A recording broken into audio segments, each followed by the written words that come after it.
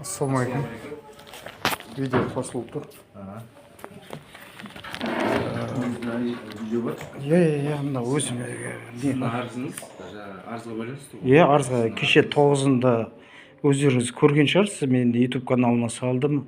9-ына келді. Мен үстіме арыз түсті дейді, кім жазған білмеймін. Мен сол арызды көргім келіп отыр. Олар әдейі келді ме, әлде шынымен арыз түсті ме, сол жағын білуіміз керек. Менде жаңа айтылған, басшылықтан тапсырылған нәрсе, сіздің арызыңызға байланысты. Сіздің арызыңыз Талғат Орақбаев деген азамат шығарсыз. Танымайсыз ба енді бұған келіп жүрсіз ба? Келіп жүрмін ғой, онша есімде жоқ та. Сол жігіттің өндірісінде болған, қазір қалалық прокуратура жолдаған.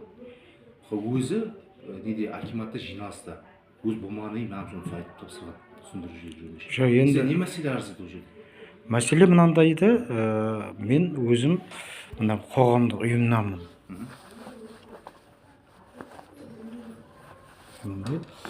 Ұлы көш деген қоғамдық ұйымның мүшесімін. Көрсетіп кетейін. Ұлы көш қоғамдық. Сосын бізде Конституцияның 5-ші бабында тұр. Біз қоғамдық ұйымдар жиналыс жасай аламыз.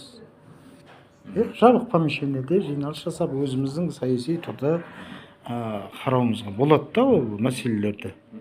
Жаңа билік басындағы президенттерге бәрін салмақ салмай, бізде может еңбегіміз сіңіп қалар деген оймен біз жиналатын болдық. Олар келеді, сен митинг жасайын деп жатсың, не болатсың дейді де, маған арыз дейді. Түсінбедім, осы жерге кімдер келді дейсіз? Менің YouTube каналымда тұр, Баймағамбет Мұратбай дегенде тұр. Прокурордан келді, полициядан келді, акиматтан келді деді. 3 адам келді. Сол YouTube каналымда көрсеңіздер болады. Олар келеді де маған арызды, сіз жиналыс жасайын деп жатыр екенсіз, митинг істейін деп жатыр екенсіз дейді. Мен айтамын, енді онда жазған адамның арызы несін көре аламыз ғой деп едім, ішке барып көресің деді. Енді осы туралы мен өзіме келіп кеткеннен кейін. Кім келді сізге? Қалалық прокуратурадан келді ма? Қалалық прокуратурадан келді. Соларды енді мен жинақтап, мен құқымды бұзылып жатқаннан кейін жүгініп тұр, мен сіздерге құқым бұзылды. Неге? Дұрыс, енді әркімнің, әр азаматтың құқығы, бұзылған құқығын босатудан қалпына келтіру жөнінде қандай да бұзушылықтар болса, ар жағынан өзіңіз құқыңыз бар, дұрыс. Бірақ мен сіздің жаңағы айтқан уәжіңізге қарағанда, сіз жаңағы жиналыс өткеру барысында қалалық прокуратураның қызметкерлері тағы кім келді дедіңіз? Полициядан келді, акиматтан келді деді. 3 органнан ба? Үш орган. Сізге осындай деп. Енді арыз кімнен түсті, кім айтты сізге арызды? Өздері айтты, арыз түсті. Кіммен өздері? 3 органнан келіп тұр ғой енді. 3 органнан келді де бізге арыз деді. Мен нақтылап сұраған жоқпын. Өйткені сұрамадыңыз ба? Кімде екен ол арыздың? Енді мен былай да, бұл жерде енді айтып берейін сұраған сауалыңызға енді. Чтобы қайталанбас үшін да. Енді сіз сол жерде нақтыламасаңыз негізі, оны енді сол келген қалалық прокуратурадан, қалалық акиматтан, болмаса жаңағы қалалық полиция бөлімінен келген қызметкерлердің жөнінде келген мәселелерін жөнінде сұрап, арыздың сол органнан танысасыз. Ол арыз тиісінше облыс прокуратурада жоқ ол арыз. Несі уәжіңізге жауап беріп жатырмын да енді. Ана органдардан келген сондықтан сұрауымыз керек. Ал енді маған айтылған нәрсе бойынша сіз бір мәселеге байланысты өтініш бізге қалдырған екенсіз, жолданып жасағансыз бізге. Ол жолданымыз негізінен қарау үшін қалалық прокуратураға жіберді. Талғаттың өзімен жоқ, өзімен сөйлесем десеңіз, сіз ертең келсеңіз, бұл Талғаттың өзімен сөйлесіп өткен арыз қарған сол жігіт. Ал егер жоқ, маған Талғаттың кездесу маған қажеті жоқ, мен сол өтінішімнің неге қаралу сатысымен танысым келеді деп ойласаңыз, солай танысыңыз келсе, қалалық прокуратураға барасыз да. Осындай арызымен сіздерге облыс прокуратурасы сіздерге жолданған.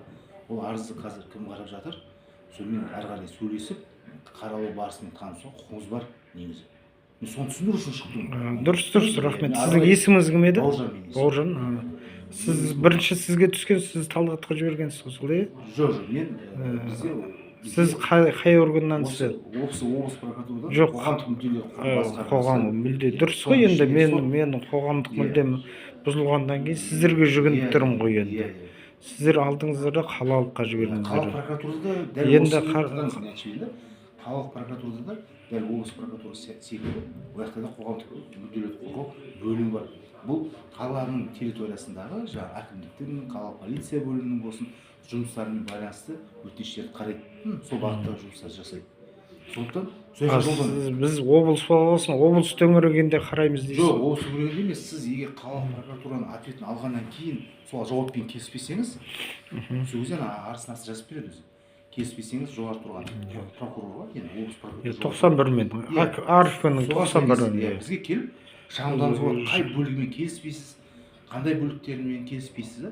Сол жерге келіп, мысалы, қабылдауда болып, ары қарай Арфиннің 91 уже ол ол сілтеу ғой әйтеуір. құтылу болғанда жоқ, ол барлық мемлекеттік органдарда солай.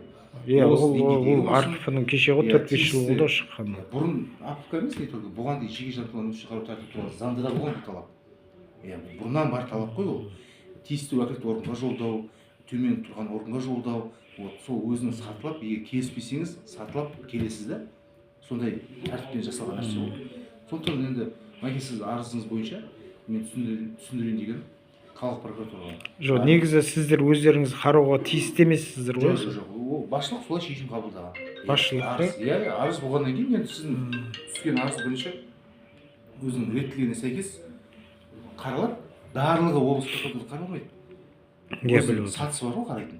Сол органдар берді, олар қарап, өздері шешім қабылдайды. Егер сол шешіммен сіз келіспесеңіз, сол кезде облыс прокуратура сіздің қабылдаған арызыңыз бойынша қалалық бірінші саты қалалық прокуратурамен қаралған, жауап берген нәрсе болатын, соған жауап береді.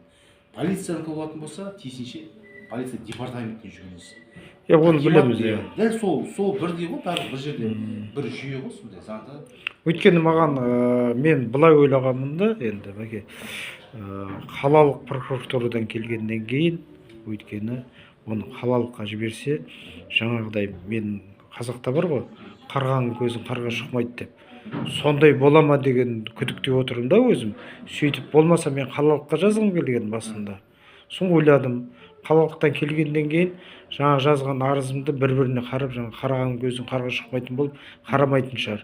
Сөйтіп облысқа жазайын, шамалды болса қалалықтан биік тұрады облысына прокуратура. Может, солар дұрыстап қарап жауап бере ма маған дегендей.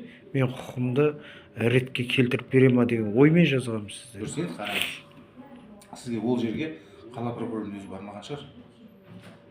Қалалық прокуратурадан келіп тұр ғой енді өкілі. Прокуратурадан болғанда қараңыз, прокуратура өкілі ғой. Өкіл болғанмен оның кешіріңіз.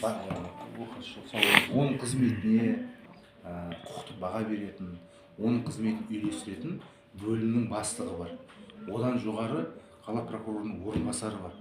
Сосын қала прокуроры бар. Егер анау төмен тұрған прокурорлардың әрекетіне тікелей прокурордың өзі қарайды. Қала прокурорының өзі қарайды. Как жоғары тұрған прокурор ретінде, бастығы ретінде, да? Анау төменгі деңгейдегі қызметкерлердің қандай да бір кемшіліктері орын ала ма, либо оның әрекетінің дұрыс-дұрыстығын саралауға өзі жауап береді.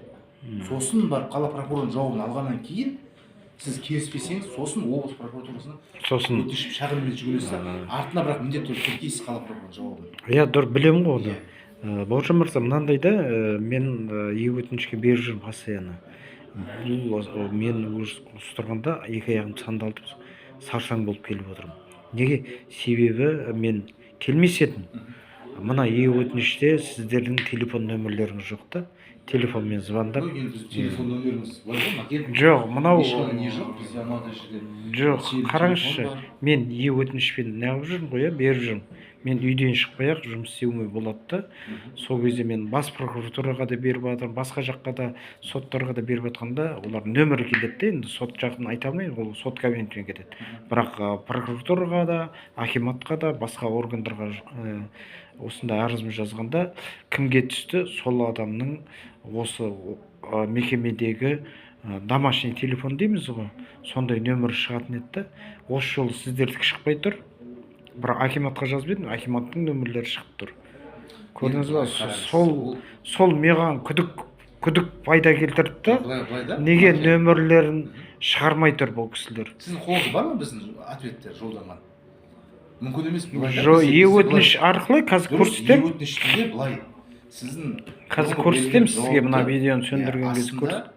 Астында орындаушы деп фамилиясын, телефон нөмірі жазылады.